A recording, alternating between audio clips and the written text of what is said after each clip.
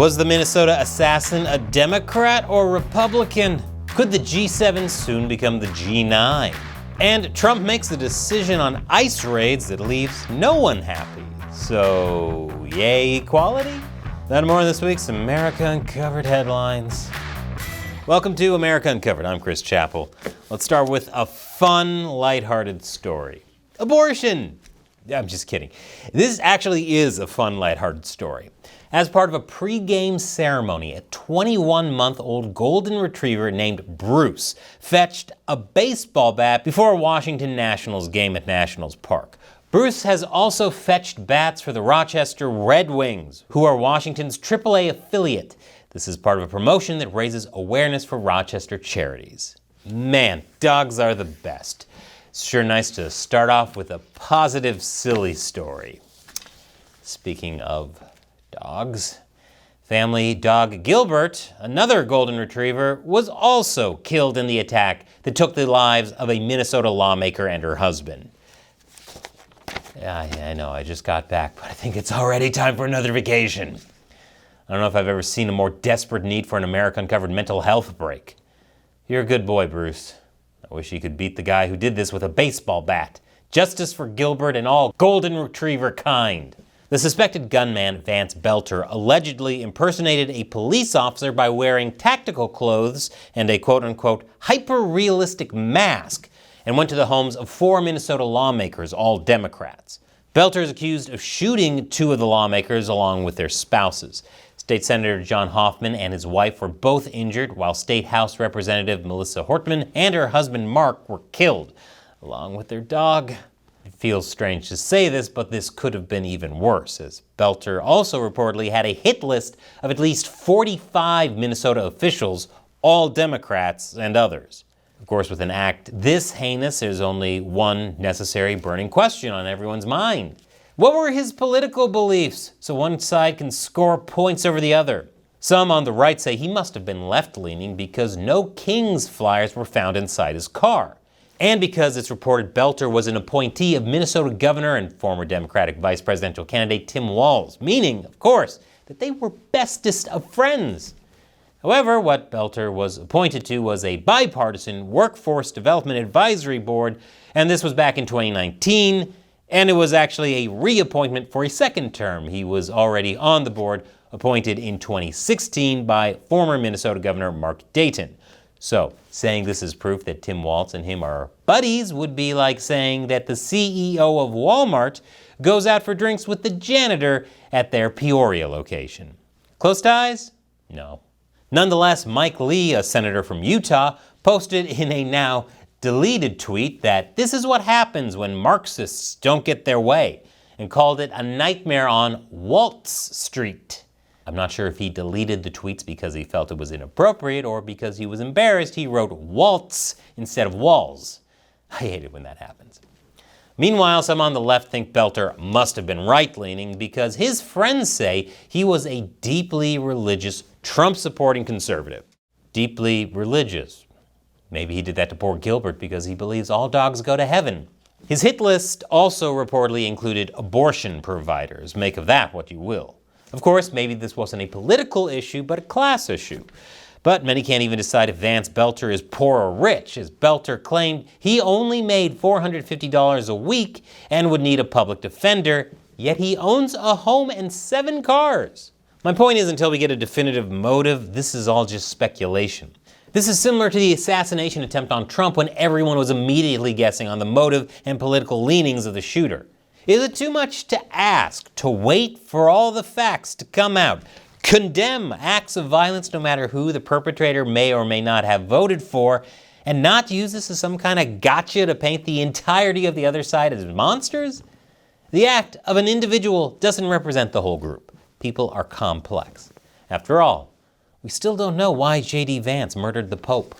In a 6-3 decision, shocker, the Supreme Court upheld Tennessee's ban on gender transition care for minors. This is obviously a complex topic, touching on states' rights, parental rights, and patients' rights, and has a lot of implications going forward with emotional arguments on all sides.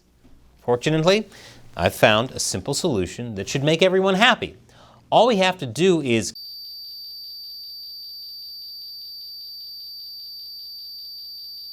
with a Skittles wrapper. I know, it was obvious the whole time. And after the break, Donald Trump receives a historic snub. Welcome back. The National Association for the Advancement of Colored People has announced that Donald Trump will be the first president in 116 years not to be invited to their convention next month. This is quite the snub, not just because of the history involved, but also because orange is definitely a color. Speaking of Trump, and I fondly reminisce of the days when we weren't constantly, the Trump Organization has launched a wireless mobile service called Trump Mobile. Because of course, it's available for $47.45 a month. Get it? Because Trump was the 45th and 47th. You get it. It also features a gold phone for just $499. It's called the T1. So now you can feel just like the president as you post lengthy tirades on social media while sitting on the toilet. The T1 has all the features you'd expect from a modern smartphone. It only types in all caps, and it automatically kicks journalists off of Signal group chats. Speaking of groups, the G7 summit. The political and economic forum was held this week with leaders from Canada, France, Germany, Italy, Japan, the UK, and US in attendance. Though Trump apparently thought more should be in attendance, as he said Russia and maybe even China should join. And what, make it a G9? It sounds like a crappy new Gillette razor. 9 blades removes not just the hair, but also the follicle and all the meat off your cheekbone. It actually used to be the G8, as Russia was a member from 1997 up until they were expelled in 2014 after their annexation of Crimea. But Trump feels that was a mistake. They threw Russia out, which I claimed was a very big mistake. Even though I wasn't in politics then, I was very loud about it. It was a mistake in that you spend so much time talking about Russia, and he's no longer at the table, so it makes life more complicated. But you wouldn't have had the war. Yeah, if Russia was still part of the G8, then they wouldn't have invaded Ukraine like they did Crimea when they were in the G8. Trump actually left the G7 a day early to focus on the Iran-Israel conflict. Trump's views on Iran, which I covered earlier this week, have MAGA supporters split. They even have Tucker Carlson and Ted Cruz fighting. Be a little less snarky. I know, you're right. That is a problem that I have. I'm sorry. This interview created such a political storm for Cruz, I'm surprised he isn't trying to flee it by going to Cancun. Many are speculating this could lead to an all-out MAGA civil war between those that support the U.S. supporting Israel's attacks on Iran and those that don't want the U.S. getting dragged into another endless conflict in the Middle East. I don't know who would win that, but I assume the left would be cool with keeping up those Civil War statues. But that's not the only decision Trump made that has his supporters split. The Trump administration also ordered ICE to pause most raids on farms, hotels, and restaurants. This was after Trump said employers were having longtime workers taken from them that were nearly impossible to replace. Senator Tom Cotton said he doesn't think they should pull back on any kind of enforcement. Well, it looks like a second MAGA Civil War is brewing. This could be the end of, what's that, Shelley? ICE officials were told to resume their raids on hotels, restaurants, and farms, and thus ended the second MAGA Civil War. It's like everyone's screaming the Iran thing will turn into World War III. Not gonna happen. And in a few months, when I'm proved right, I'll say, Ayatollah you so.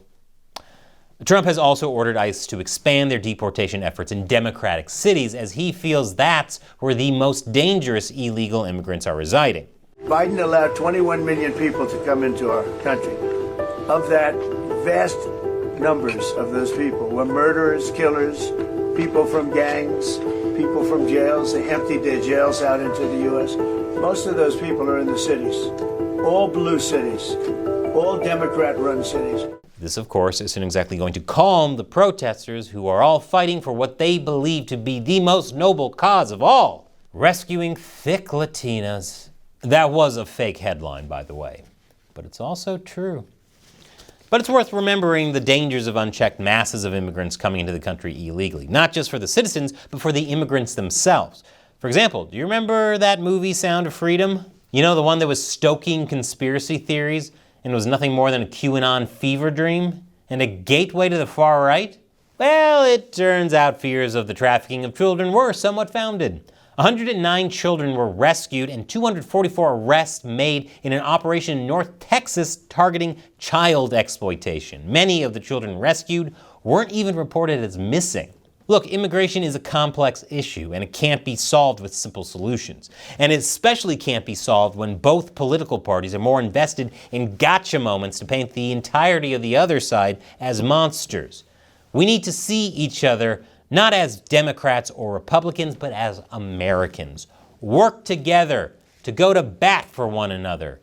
And then maybe let a good boy like Bruce go fetch that bat for us. And before you go, be sure to check out this other episode of America Uncovered, recommended by the algorithm. Sure, its brain is just a bunch of ones and zeros, but yours is just a bunch of meat, so who are you to judge?